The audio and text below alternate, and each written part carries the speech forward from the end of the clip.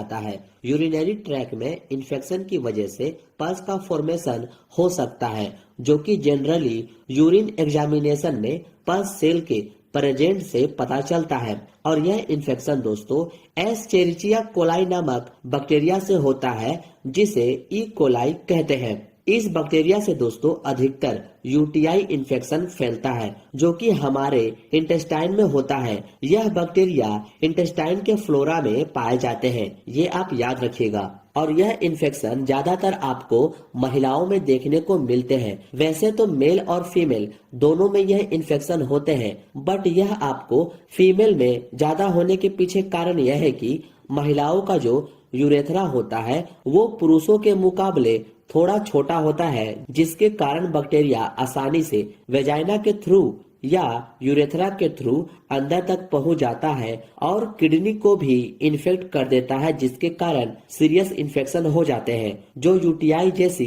Problem create कर देता है। जैसा कि आप इस इमेज को भी देखकर समझ सकते हैं कि मेल और फीमेल के यूरेथ्रा में कितना डिफरेंस होता है। इसी वजह से फीमेल में यूटीआई जैसी समस्या होना आम बात होती है। इसलिए फीमेल को अपने प्राइवेट पार्ट के हाइजीन का ध्यान रखना जरूरी होता है। अब जानते हैं यूटीआई होने के काउज को। आगे बढ़ने से पहले दोस्तों ये रहा वो स्क्रीनशॉट जिसमें पेंटोप्राजोल इंजेक्शन का सही यूज कमेंट करके बताया गया है, जो मैं पिछली वीडियो में पूछा था अपने सब्सक्राइबर से। उनका नाम है अंजू स्टार, विक्कू कुमार, विकास कुमार, महेंद्र भाटी। इनके द्वारा सही कमेंट मुझे मिला था। तो जैसा कि मैंने बताया, यह ई कोलाई नामक बैक्टीरिया से होता है, जो 75% रिस्पॉन्सिबल होती है। बाकी स्ट्रेप्टोकोकाई, स्टेफिलोकोकाई एंड प्रोटियस नामक बैक्टीरिया के द्वारा यूटीआई होने के चांस होते हैं। Urinary obstruction like enlargement of prostate in male, यानी कि मेल का यह जो प्रोस्टेट ग्लैंड होता है इसका साइज बढ़ने के कारण भी होते हैं। डायबिटीज, पैराप्लेजिया, ये सब कारण होते हैं यूटीआई जैसी समस्या होने में। अब जानते हैं दोस्तों यूटीआई होने पर हमें क्या क्या साइन एंड सिम्टम देखने को मिलते हैं। वो है हीमेचूरिया, यानी कि दोस्तों पेशाब में खून का दिखाई देना। फीवर विथ चिल्स, ठंड लगकर बुखार आना। पेशाब करते समय जलन और दर्द होना। बदबूदार यूरिन, यानी कि दोस्तों पेशाब से बदबू आना। पेट के निचले हिस्से में दर्द होना। सेक्स करते समय दर्द होना। ये सब मेन सिम्टम है जो यूटीआई होने पर आपको फेस करने को मिलती है। और हाँ दोस्तों, यूटीआई होने पर जो कॉमन सिम्टम है वो है पेशाब करते समय जलन और दर्द होना। ये आप ध्यान में रखिएगा। ये सब कुछ सिम्टम है जो आपको यूटीआई के पेशेंट में देखने को मिलते हैं। यूरिन इन्फेक्शन का पता लगाने के लिए 2 प्रकार के लैब टेस्ट होते हैं, urine culture test, routine test.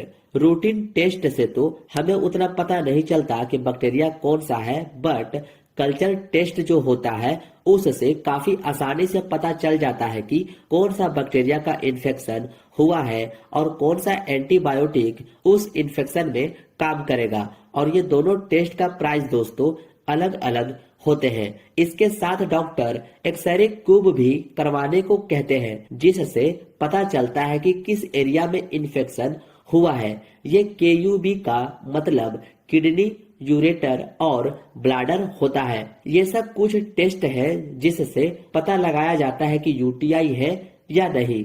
UTI हो जाने पर कुछ ट्रीटमेंट इस प्रकार है।